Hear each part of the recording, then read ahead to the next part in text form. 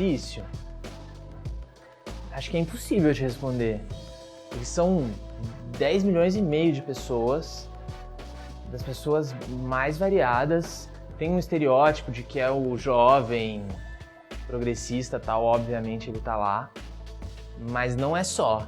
Não é só, tem muita gente, assim. Uma comparação que eu faço pra tentar entender se o Quebrando Tabu tá falando muito com um lado só ou outro, é meio matemática, assim, na minha cabeça. Por exemplo, se pegar, eu acho que a maior página, assim, que é claramente de esquerda, que não resta dúvidas, eu acho que é a Mídia Ninja, que tem 2 milhões e alguma coisa de seguidores. Do lado da direita, se eu não me engano, é o MBL, que tem uns 3 milhões de seguidores. O Quebrando Tabu tem 10,5. Então não dá pra reduzir isso em uma pessoa, de jeito nenhum. Eu acho que a intenção é essa, pelo menos, tentar falar com o máximo de pessoas diferentes possível.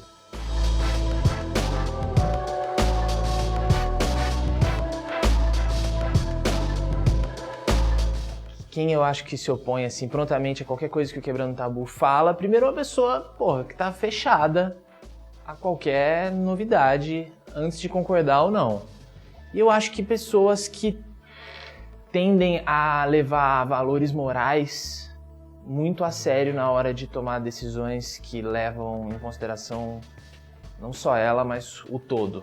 E isso, Quebrando Tabu, vai sempre ser contra.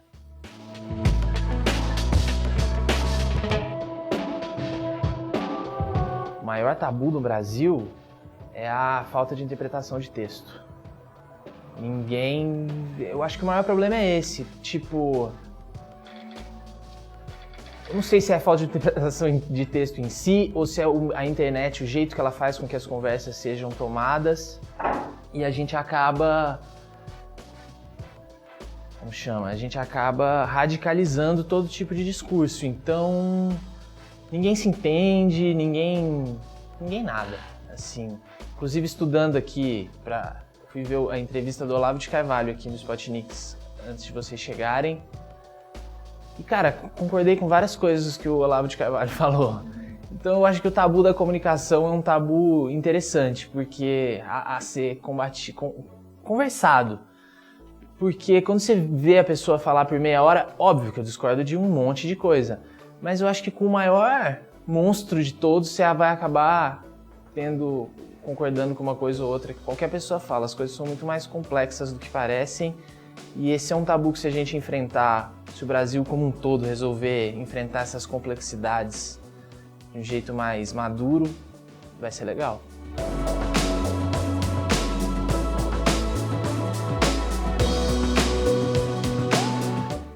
Eu acho que o maior tabu que o Quebrando Tabu precisa quebrar na própria Quebrando Tabu é, enquanto equipe, enquanto todos, o nosso posicionamento econômico. Que desde sempre o Quebrando Tabu falou só sobre causas sociais. Assim, legalização das drogas, legalização e descriminalização do aborto, racismo, homofobia, etc, etc. Falar sobre direitos humanos nos deu uma pecha de esquerdista. O que por si só já é estranho, porque se você é contra os direitos humanos, você é de direita, e se você é a favor, você é de esquerda. Então e isso é indiscutível. Não adianta tentar convencer as pessoas de que se você defende os direitos humanos, você não é necessariamente de esquerda. E nós somos um time, assim. Eu não sou o Quebrando Tabu. Isso é muito importante que fique bem claro, assim. O Quebrando Tabu é um time. O Quebrando Tabu nem começou comigo, começou com o Fernando Grosten, com o filme, o documentário. Então esse nosso tabu a ser quebrado, eu tenho uma visão econômica pessoalmente, posso dizer que até próxima do que o Spotnix acredita, mas enquanto time, é uma batalha ali para eu tentar conversar e também aprender com que as pessoas discordam, concordam. Agora a gente está no momento de discutir internamente a reforma da Previdência. Eu sou completamente a favor. Acho que a gente está caminhando para um entendimento geral de que, assim, é necessária, tem que acontecer. Agora, esse detalhe aqui da idade, esse detalhe de não sei o que, esse detalhe, a gente ainda tem discordâncias. Mas eu acho que esse é um tabu que a gente precisa conversar aqui. E tá conversando, tá andando, tá ótimo.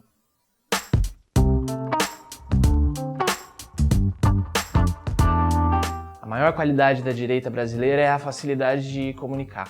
Se comunicam muito bem e sabem usar o WhatsApp muito bem.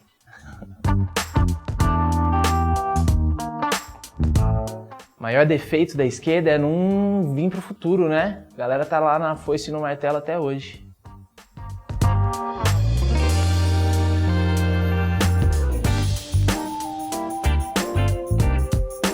A única política pública no Brasil.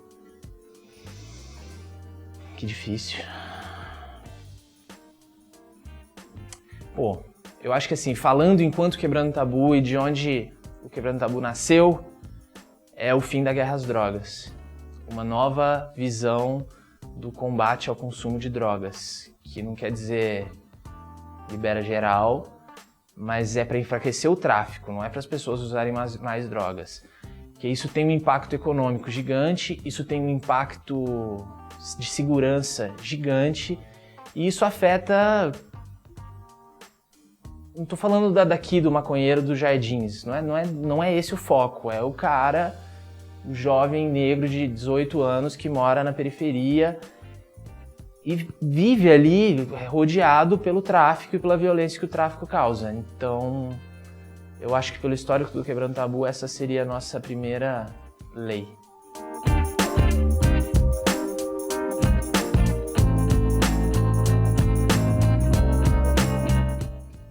Excluir, eu não excluiria ninguém, meu.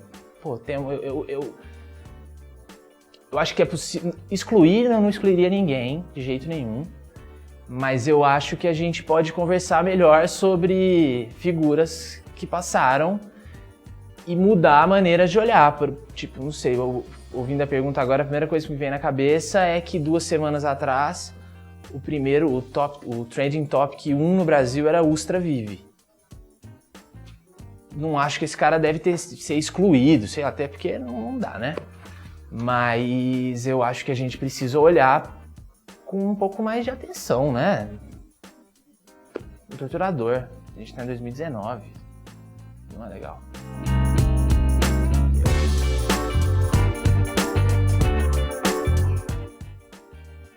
Cara, eu acho que a melhor maneira de tornar as pessoas mais empáticas é sofrendo. Cada um sofrendo, aprendendo. Mas de fora, assim, uma coisa que a gente pode fazer, tentar fazer, é dialogar com respeito. Eu acho que... E esse é um tabu que o Quebrando Tabu está quebrando também. Acho que a gente já está bem nesse processo. Mas é deixar o lacre para trás e dialogar e respeitar. E ser mais prático, na verdade. A gente não deixa de acreditar no que a gente acreditava quando focava no lacre, no oclinho caindo. Mas é outra maneira de tentar falar a mesma coisa, que é uma maneira menos de cima para baixo, assim, uma coisa que, às vezes, do jeito que se fala na internet, vem com um ar de superioridade. Como se eu sei o que estou falando e você não sabe. E eu acho que isso... A gente fez parte de um grande movimento de direita e de esquerda que ainda está super aí. A gente entendeu isso já há um bom tempo, mudou, e eu acho que isso cria uma empatia e isso traz outras pessoas de outro lado, que aí eu acho que o motivo dos números que eu falei naquela hora vem muito disso, assim, de tentar entender e respeitar a outra pessoa. Tudo é muito complexo, eu acho que a empatia vem de entender isso, nada assim, é preto no branco, tudo é complexo, assim. Você vê o maior absurdo, a pessoa falando o maior absurdo, mas você vai ouvir aquela mesma pessoa falando outra coisa, é possível que você concorde. Mas naquilo você não concorda, então é tudo... Complexidade é uma coisa importante pra gente entender que existe.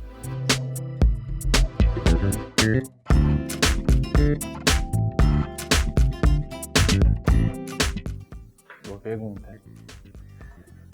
A gente está fazendo agora um episódio para a 2ª temporada da série do Quebrando Tabu no GNT sobre discurso de ódio versus liberdade de expressão. Eu acho que o politicamente correto passa do limite principalmente na sua forma de se impor e não no que ele significa em si.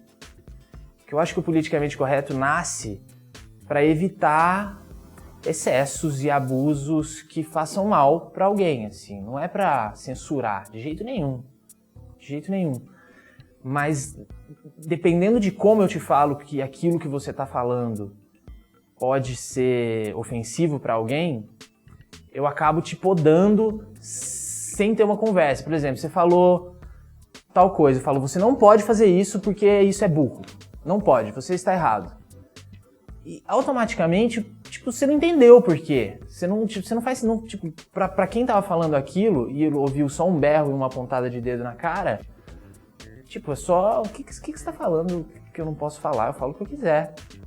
Então eu acho que o politicamente correto erra na forma de se apresentar, que é muito dedo na cara, você pode fazer isso, você não pode fazer isso, para uma coisa que é muito óbvia. Para mim, o politicamente correto é simples, tipo, é só bom senso. Tipo, não xinga o coleguinha. Ponto final. Se o coleguinha não gosta que chame ele assim, não chama o coleguinha assim, combinado? Porque pra mim acaba aí. Tipo, esse é o politicamente correto. Mas aí começa a apontar dedo de um lado pro outro, de um lado pro outro, aí quem falava fica com mais raiva ainda, aí de cá fica com raiva porque não para de falar. E aí esse termo, politicamente correto, vira uma coisa questionável e discutível. Pra mim é uma discussão muito infantil. Pô, o cara não gosta que chama ele de cadeira? Não vamos chamar o cara de cadeira porque ele fica triste, pode ser? Simples.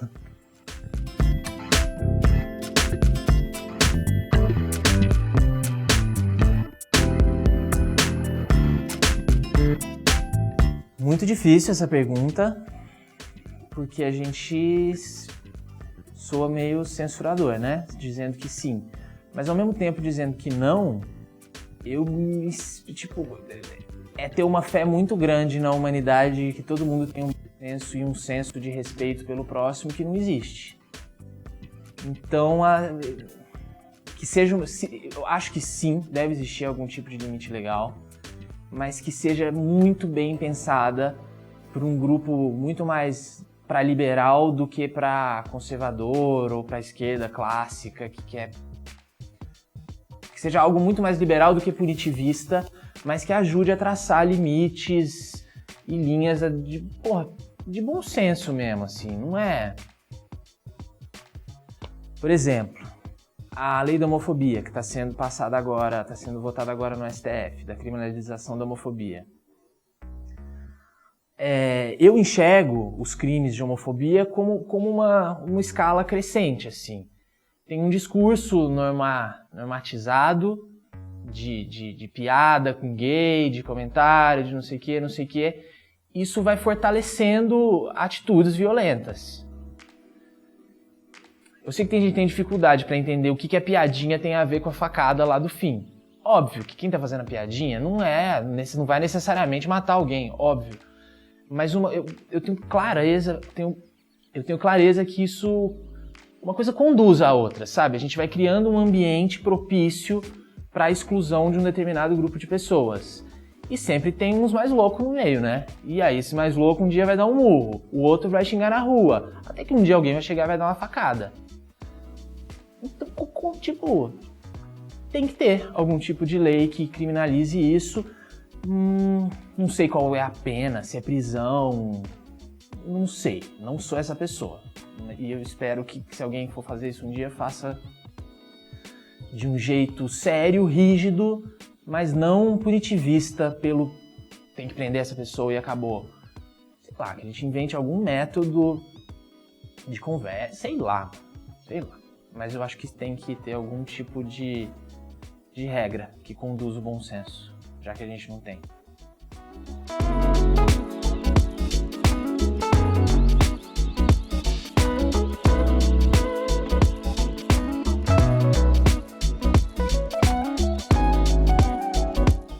Eu acho que total.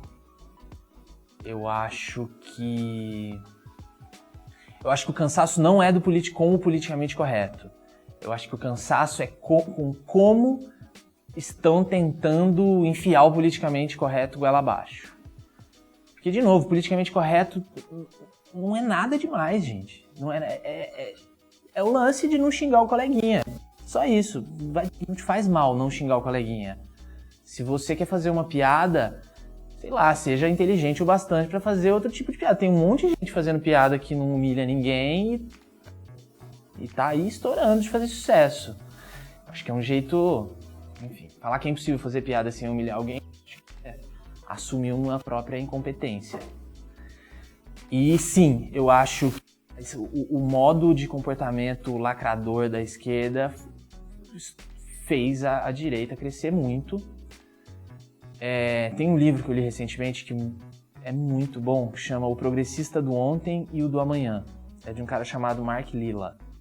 Ele é democrata, americano, super anti-Trump, mas ele fez a famosa autocrítica da esquerda num livro. E a teoria dele é a seguinte: ele acredita e é super a favor dos movimentos identitários, assim, lógico que o movimento negro tem que existir, tem que crescer, o movimento feminista tem que existir, tem que crescer, e cresceu e vem dando resultados, mas segundo ele, a forma com que grande parte dos movimentos identitários cresceram, enquanto esse movimento trazia uma pessoa para si, ele afastava 3. Da maneira como o discurso era feito, assim, que era muito gritando, muito de cima para baixo, muito eu tô certo, você tá errado. E aí, o resultado prático disso foi as eleições, a eleição do Trump, a eleição do Bolsonaro, que faz sentido, assim, é um jogo, né? Tá jogando e aprendendo. O lance é aprender. Tipo, nós já, desde antes da eleição, há um tempo, a gente entendeu que a gente estava fazendo algumas coisas erradas, outras coisas certas, a gente tenta melhorar. Resta saber se tá todo mundo aprendendo, ou se... É isso, voltando naquela pergunta sobre a esquerda. A esquerda tem grandes dificuldades de avançar com o tempo. Então, tipo, eu fico muito triste, sei lá, o candidato da esquerda contra o Bolsonaro foi o Haddad. Se você vai olhar o Twitter do Haddad hoje, parece um menino de 18 anos. Não que o do presidente seja muito melhor, mas ok, não espero nada do Bolsonaro. Mas assim, essa esquerda clássica tá querendo ficar na lacração. E porra, não é esse o caminho, não é esse o caminho.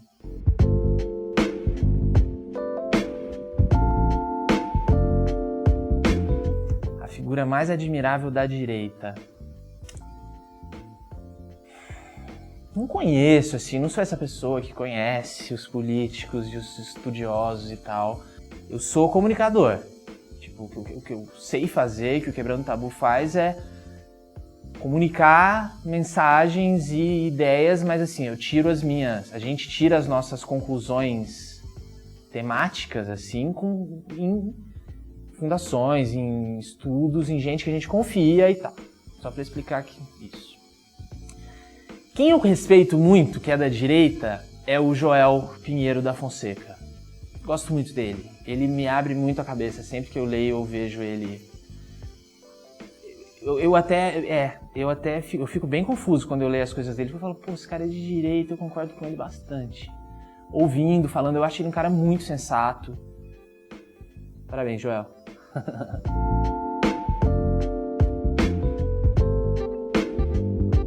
É a Gleisi Hoffmann. Eu acho um atraso absurdo. Cara, ela foi cumprimentar o Maduro, gente. Muito impressionante, né? É muito impressionante. Mas enfim, ao mesmo tempo não é, porque... Eu acho que a minha resposta é a Gleisi Hoffmann.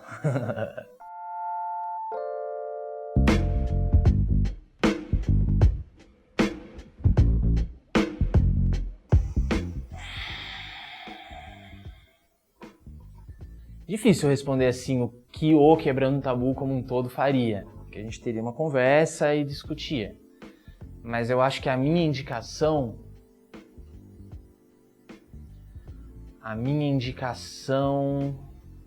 uma pessoa, FHC. Eu, não o Quebrando Tabu. Putz, porque eu acho ele uma pessoa muito sensata, com experiência prática, de quem esteve lá e entendeu que as coisas não caminham como a gente acha que deveriam caminhar e tem coisas no meio do caminho que dificultam. Eu concordo pessoalmente muito com o ponto de vista social e progressista dele. Acho que é uma pessoa que tem muita base acadêmica, muito estudado mesmo, uma pessoa que se não tivesse sido presidente já seria um ótimo, enorme pesquisador, sociólogo, professor, sei lá o que é, e ainda somou essa carga de ter sido presidente, ministro da Fazenda. Devem ter inúmeras, como qualquer político, inúmeras decisões questionáveis, mas eu acho, é um ser humano que eu gosto muito de ouvir e ler. Tipo, acho foda.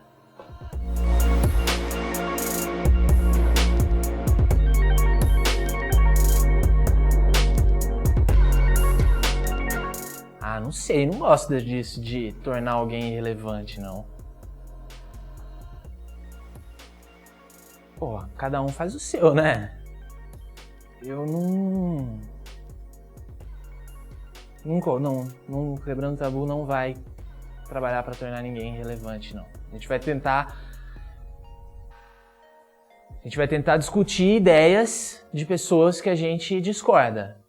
E se a gente conseguir, através da discussão da ideia, mostrar que a pessoa falando aquela coisa que ela está falando, naquele caso é uma opinião irrelevante, eu fico feliz de conseguir isso, mas tornar alguém irrelevante, não.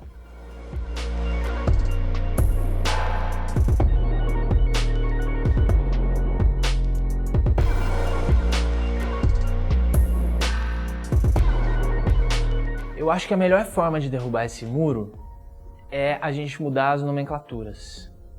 Porque não acho que vai vir As pessoas não vão abaixar o orgulho e falar eu concordo com você mesmo se concordarem. Mas é que não faz sentido esse negócio de esquerda e direita como a gente vem falando, né? O Spotnix, por exemplo, é de esquerda ou de direita? Eu sei dizer pontos de direita e sei dizer pontos de esquerda do Spotnix. Do mesmo jeito, o Quebrando Tabu, tem pontos de direita e tem pontos de esquerda. Como a gente fala só de causas sociais, os nossos pontos de esquerda ficam infinitamente mais visíveis. O Spotnix é a favor da legalização das drogas. E também quem falou que isso é esquerda? Quem falou que isso é direita? O que é isso, assim, né? Não faz o menor sentido, na verdade. A gente se apegou a Lula tá de um lado, Bolsonaro tá do outro, onde você tá? Porra, eu tô indo embora, tá maluco? Não tô indo em nenhum desses lados. Então eu acho que no mínimo, eu adoro aquele gráfico de coordenadas políticas, sabe? Que tem em todo canto da internet.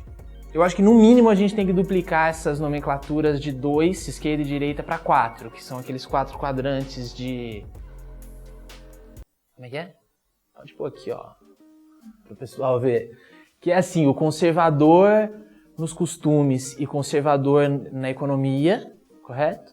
De cá o conservador nos costumes e o conservador na economia, que é, sei lá, o Trump, o Bolsonaro. De cá, o conservador... Não. O conservador nos costumes e liberal na economia, né? Não. Que assim, é tipo o Trump, o Stalin, e aqui embaixo é o Obama... Não é o Obama. Ah, tô confuso. Mas enfim, tem esses 4 aí que duplicam as possibilidades de você se apresentar, que não é só esquerda ou direita, é o que você acha de economia, do lado da discussão financeira e econômica, somado às suas opiniões do ponto de vista social. E essa, tem todo um novo mundo que se abre quando você olha para essa outra linha. E aí que tá a confusão. Por isso que não acho que dá para chamar o Spotnix de direita ou de esquerda. Não é. É o liberal. E aí vem a direita brasileira conservadora fudendo tudo, se chamando de liberal. Eu acho que isso complica ainda mais a polarização. Porque tem o que as pessoas acham que é a esquerda, que é o Lula livre, tem as pessoas que acham que é a direita, que é o Bolsonaro e o Ustra. E aí quando a galera do Bolsonaro, essa galera super radical, se apresenta como liberal, Quem é o meio do caminho? Tipo, não tem. E não é por aí. Não é, tipo, eu acho que é isso que falta. O dia que a gente... Eu não entendo, na verdade, por que não tem um partido ainda, ou uma figura que represente, tipo, uma figura política no Brasil, que seja meio que um Trudeau, assim, sabe? Que é uma pessoa basicamente moderna e ligada com o que está acontecendo agora, que entende, sem excessos, para os dois lados, entendeu que, ok, as drogas tá dando errado, né? Isso que a gente está fazendo, então vamos tentar fazer outra coisa? Legal. Privatiza geral, não sei o quê. Geral, talvez, acho que não. Mas também vamos ficar com essas estatais que não funcionam? Não, pô, então vamos pelo meio do caminho. Tem isso dá, isso não dá, vamos privatizar aqui, privatizar ali, não dá. De novo, a gente volta pro bom senso. Quer pegar o bom dos dois lados, sem extremo. Parece tão óbvio isso, né? E eu não entendo por que não anda.